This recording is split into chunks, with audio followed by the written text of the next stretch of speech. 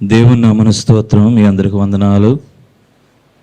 దైవజనులకి వందనాలు, ఆత్మీయ తల్లికి వందనాలు, దైవజనుల కుటుంబంలో అమ్మగారులకు వందనాలు. అనారోగ్య సమస్య గురించి దేవుడు చేసిన మేలు మీ మధ్య నేను పంచుకుంటున్నాను. నాకు 15 సంవత్సరాల నుంచి నా కిడ్నీలో స్టోన్స్ అండి. ప్రతి సంవత్సరం కూడా చాలా ఇబ్బందులు పడతాను. ఎంతో బాధాకరమైన జీవితం. సంవత్సరానికి ఒకసారి కూడా స్టోన్స్ అనేవి పడతాయి. అవి కిడ్నీలో నుంచి జారేటప్పుడు ఆ వేదన అనేది ఇక ప్రాణం పోతుందా అని అంత భయంకరమైన స్థితిలో నేను అనుభవించున్నానండి. మరి ఆ బలహీనత విషయంలో మరి ఆ స్టోన్స్ జాగ్రత్త మొదలుపెట్టినప్పుడు కనీసం సంవత్సరం కూడా ఆ స్టోన్స్ మొదలుపెట్టిన కాడి నుంచి 4-5 సిలిండర్లు అనేది ఎక్కుతాయి. ప్రాణాపాయ స్థితిలో పెయిన్ కిల్లర్ల ఇంజక్షన్లు చేయడం జరుగుతుంది. మరి ఈ 14 సంవత్సరాలు కూడా దేవుడి చిత్తకృపను బట్టి అంత బాధాకరమైన పరిస్థితిలో ఉన్నా కానీ దేవుడు ఎంతో మేలు జరిగిస్తూ ఇంతవరకు కాచి కాపాడాడు. మరి 2026 సంవత్సరంలో 3 నెలల క్రితం భయంకరమైన వ్యాధంతో నేను బాధపడుతున్నానండి. మళ్ళీ స్టోన్తో. ఆ స్టోన్ అనేది బాగా ఇబ్బంది పెట్టింది. ఇక ప్రాణాపాయ స్థితి. ఇక దేవుడిని ఎప్పటికప్పుడు నేను ప్రార్థించుకుంటూ ఉన్నాను. అయితే ఊళ్ళో ఆర్ఎంపీ డాక్టర్ గారు బాగా మాకు పరిచయంగా ఉంటాడు. ఎప్పుడు ఇబ్బంది వచ్చినా ఏ టైంలో సరే ఆయన రావటం కానీ నేను వెళ్ళటం కానీ ఇంజక్షన్లు చేయించుకోవటం, సిలిండర్లు పెట్టుకోవటం మరి చాలా నాకు సహాయకంగా ఉంటాడు. మరి ఆ డాక్టర్ గారిని దేవుడు ఎంతో ఏర్పాటు చేశాడు నా కోసం. అలాగే 3 నెలల క్రితం ఈ స్టోన్ విషయంలో నేను చాలా ఇబ్బందులు పడినప్పటికీ ఆ స్టోన్ జారి బ్లాడర్ దగ్గరకు వచ్చి ఆగిపోయింది. ఈ సంవత్సరం పడలేదు. పడిపోయేపటికి నేను సరే నొప్పి అయితే తగ్గింది కానీ అది నేను ఏదో రకంగా పడిపోయిందని ఊహించుకున్నా కానీ పడలా. అయితే అప్పుడప్పుడు చాలా ఇబ్బందులు పెడుతుంది. అయితే నేను ఊహించుకొని ఇది పడలేదు, చాలా ఇబ్బందిగా ఉందని చెప్పి సరే నొప్పి లేదని అట్టాయి తోసేసుకొని తిరుగుతున్నా. మొన్న బుధవారం మొట్టమొదటి సన్నిధికి రావటానికి నేను ప్రభువారితో నేను నిబంధన చేసుకున్నా. ప్రభువా నీ ఉచిత కృపను బట్టి మరి 7 బుధవారాల్లో కూడా నీ సన్నిధిలోకి నేను రావాలయ్యా. మరి స్టోన్ ద్వారా నాకు ఎటువంటి ఇబ్బంది కలగకూడదు. నీ సన్నిధిలో నేను మొక్కుబడి చేసుకున్నాను 7 బుధవారాలు వస్తానని.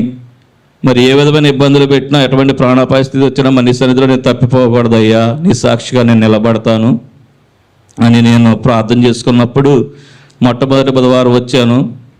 దేవుడికి నేను ప్రార్థన చేసుకున్నాను. తర్వాత శుక్రవారం నాడు నేను వ్యాపారంలో పని చేసుకొని మామూలుగా జంక్షన్కి వెళ్ళిపోయి నేను సరుకులు తెచ్చుకున్నానండి. 1 గంట సేపు రెస్ట్ తీసుకుంటాను. అలా ఆహారం అది తీసుకొని అలా పడుకున్నప్పుడు ఒక్కసారి భయంకరమైన నొప్పి వచ్చిందండి. అంత నిదట్లో ఉండి కూడా ఒక్కసారి తుళ్ళు పడలేసాను.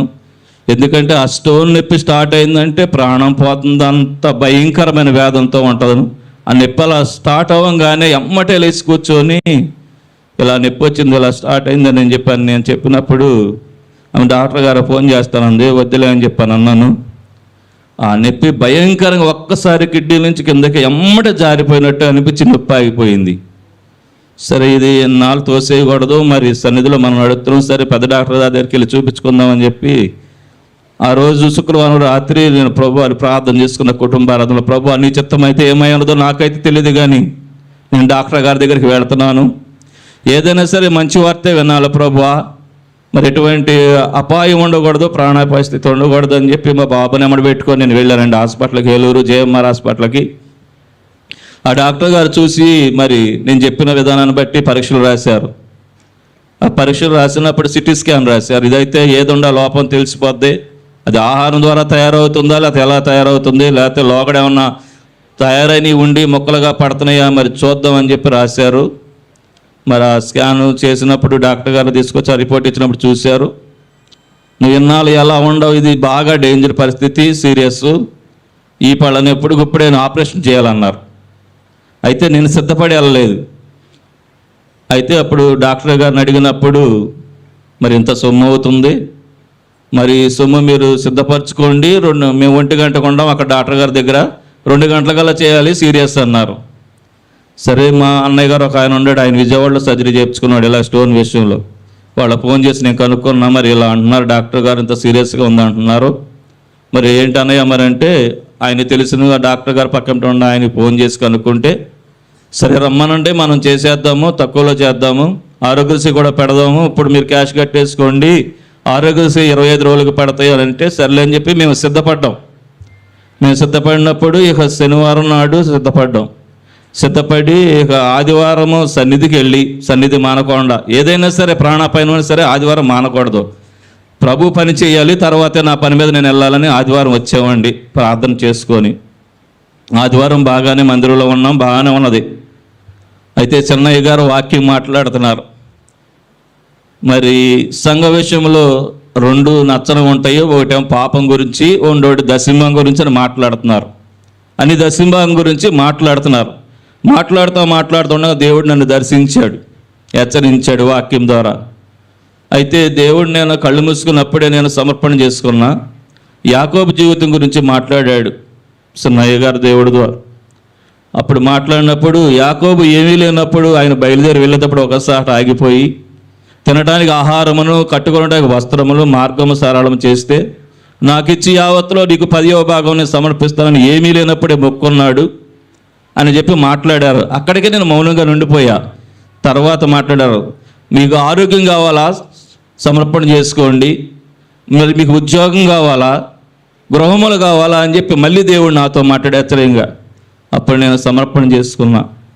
అయ్యా డాక్టర్ గారు ఇంత సొమ్ము అని చెప్పి నాతో చెప్పారు, ఈ సర్జరీ విషయంలో నువ్వు మేలు జరిగించినట్లయితే ఆ డాక్టర్ గారికి ఇచ్చే దాంట్లో 10వ వంతు నేను చెల్లిస్తానని మొక్కుబడి చేసుకున్నప్పుడే అమ్మగారు చెప్పాను, ప్రార్థన చేర్చుకున్న, స్వస్థ ప్రార్థన చేశారు. ఇక ఇంటికి వెళ్ళిపోయాం. సాయంత్రం 7:30 టైంలో ఇక నొప్పి అనేది బాగా స్టార్ట్ అయిపోయింది. డాక్టర్ గారు సిటీ స్కాన్ చేసిన తర్వాత చెప్పిన తర్వాత కింద ఏమో 9.9 mm ఉంది రాయి, దానిపైన 6.5 mm వచ్చి పడిందని చెప్పారు. 2 ఉన్నాయి, 2 చేయాలి, లెటర్ ద్వారా చేయాలన్నారు. సరే ఈ 2 కూడా చేస్తానని చెప్పారు. ఇక మేము ఆదివారం మందిరానికి వచ్చి అమ్మగారితో ప్రార్థన చేయించుకున్నాం. సోమవారం నాడు ఇక విజయవాడ వెళ్ళిపోయి ఇక విజయ హాస్పిటల్లో ఇక మేము సర్జరీ చేయించుకోవాలి.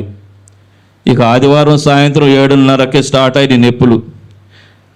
సంఘ ప్రార్థన, దైవజనురాల ప్రార్థన, మా ప్రార్థన దేవుడు ఆలకించి 7:30కి స్టోన్స్ 2 పడిపోయినాయి మామూలుగానే. దేవుడు ఎంతో మేలు చేశాడు. దేవుడు ఈ 15 సంవత్సరాల నుంచి పడిన బాధ కన్నా ఈ సంవత్సరం నా జీవితంలో ఎంతో మేలు జరిగించాడు. మొట్టమొదటి ఒక్క బుధవారంలోనే దేవుడు నాకు ఎన్నో మేలు జరిగించాడు. ఈ మేలును బట్టి దేవుడిని స్తుతిస్తున్నాను. అలాగే నా బిడ్డలు 20 కూడా రక్షణ పొందాలి. మీ అనుదిన ప్రార్థనలో జ్ఞాపకం చేసుకోండి. మా కుటుంబం అంతా కూడా రక్షణ మాకు నడిపింపబడాలి. రక్షణ పొందిన బిడ్డలే దేవుని బిడ్డలకి వివాహాలు సిద్ధపరచాలి.